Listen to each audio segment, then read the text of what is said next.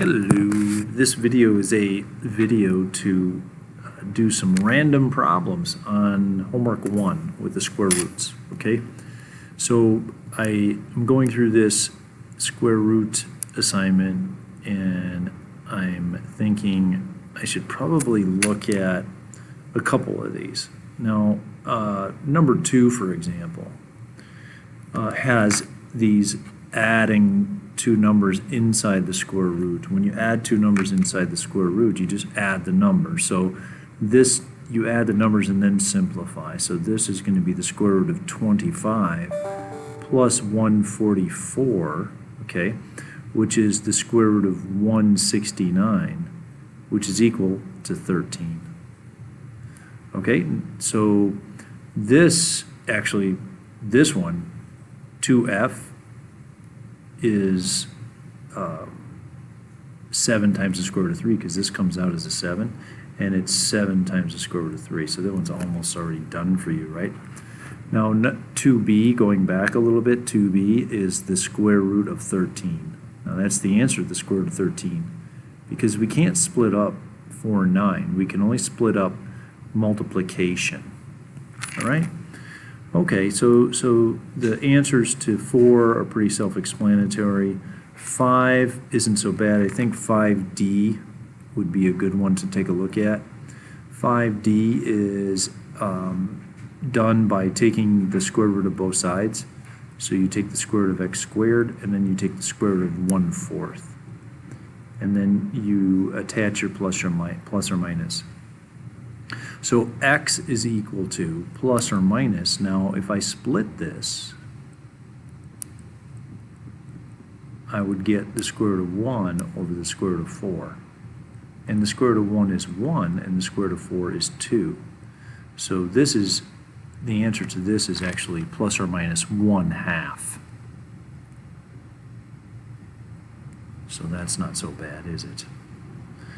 All right, now, some of these other problems can get a little tricky, but we're going to isolate x squared with these. All right, so I'll go ahead and do this one, which is x squared is equal to, now this 5 times the square root of 3 squared is equal to 5 times the square root of 3 times 5 times the square root of 3. And I'm going to add this to the square root of 5 times the square root of 5.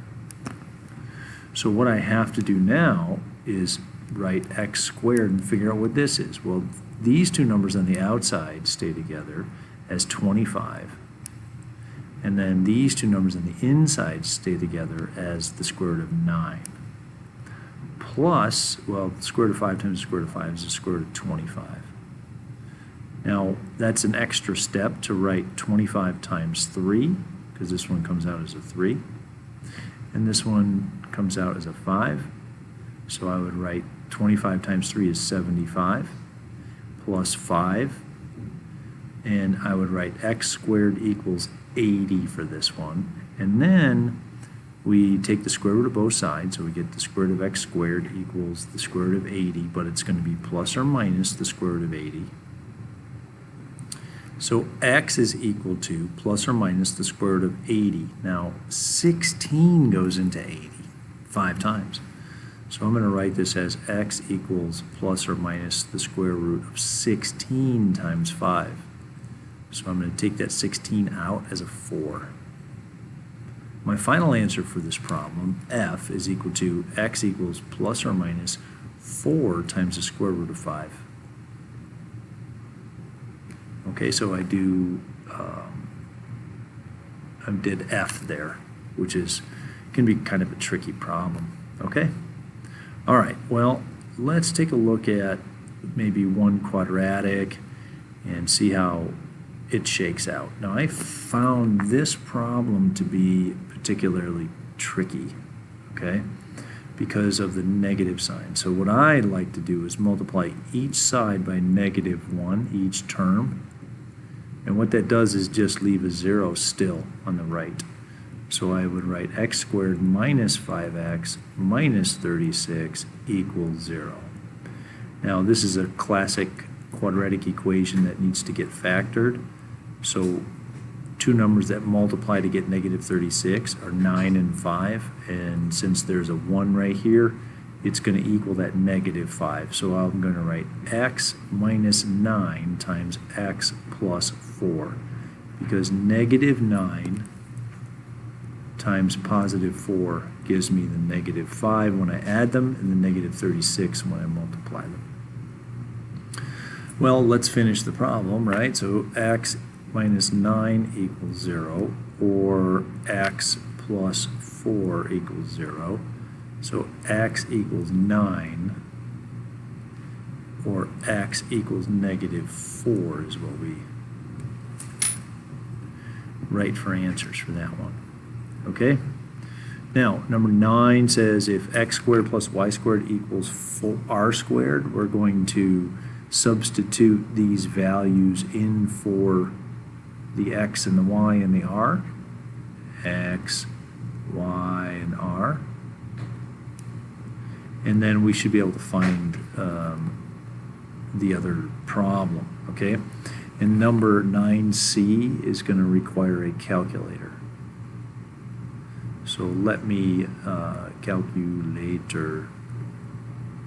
Now I'm going to do 9C to start out. So if I want to find r, and I know that x squared plus y squared equals r squared, and x is 4.1, so I write 4.1 squared plus 7.1 squared equals r squared. So 4.1 squared plus 7.1 squared.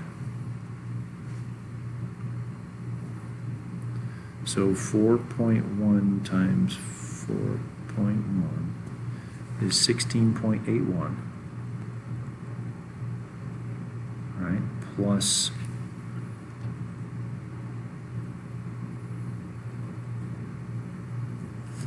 50.41, right, equals r squared. So r squared equals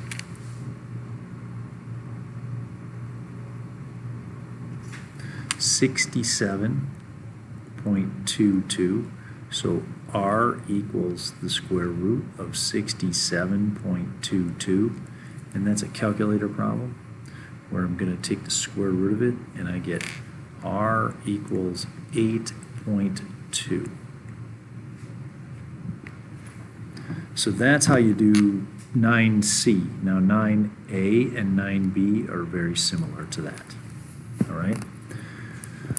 Number 10 is these are long problems, but they come down. It comes down to solving for x and y, or solving for x by factoring. So if you take a look at 10C, for example, okay. So 10C says x squared minus 7x plus 9 equals 2x squared plus 6x plus 7. So I'm going to get everything. I'm going to get 0 on the right.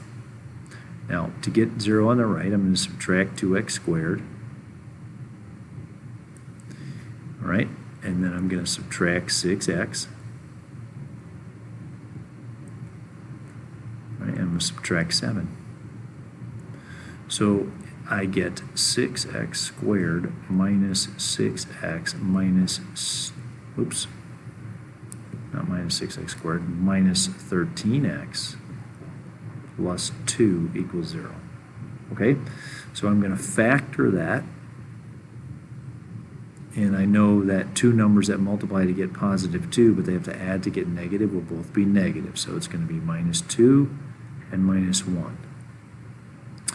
Now, I know that I need a negative 13, okay, and I know that 2 times 6 is 12, so that's pretty close to 13, and I know that this 2 has to get multiplied by this number, so I'm going to put a 6x here, okay, because that's close to negative 13x. So I'm going to put a 6x here, and then I'll put a 1x here, because 6x squared I get by multiplying 1x and 6x. Okay, so then that's a tough problem, but this is equal to 0. So x minus 2 equals 0, or 6x minus 1 equals 0. So x equals 2, or x equals 1/6. All right. Okay, so for the last problem we'll do today is going to be 11. Now 11 is a little tricky because you have to remember to multiply. So this times this equals this times that. So that looks like this. X plus 1 times 2x plus 4 equals 7 times 3x minus 3.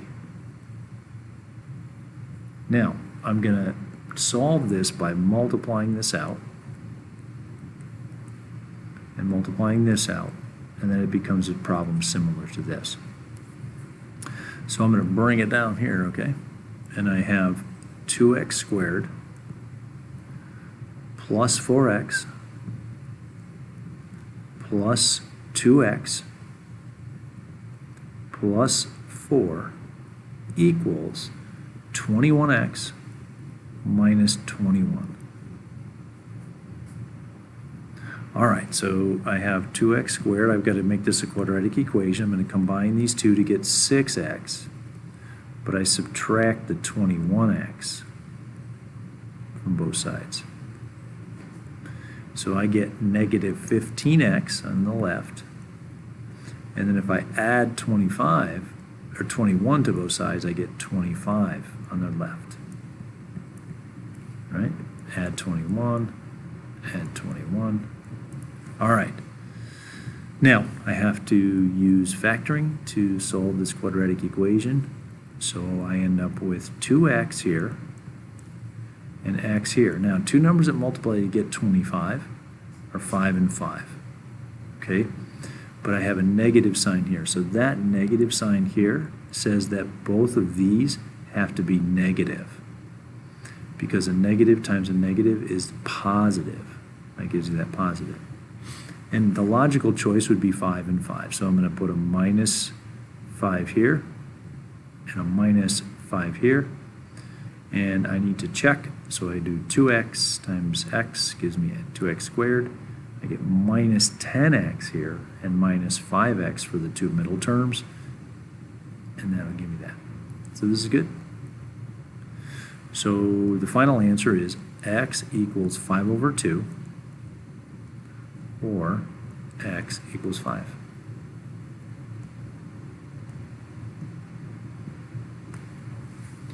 Okay. So there you go. There's the assignment, random problems. I did some random problems here. We did two, couple problems on 2, a couple of problems for, or one problem for 5. We did a couple of these more complicated quadratic equations, and we did 9, one of them problems on 9, and we did 10 and 11. And 12, you'll have to see if you can challenge yourself to get, okay? All right. Have a good day, everybody.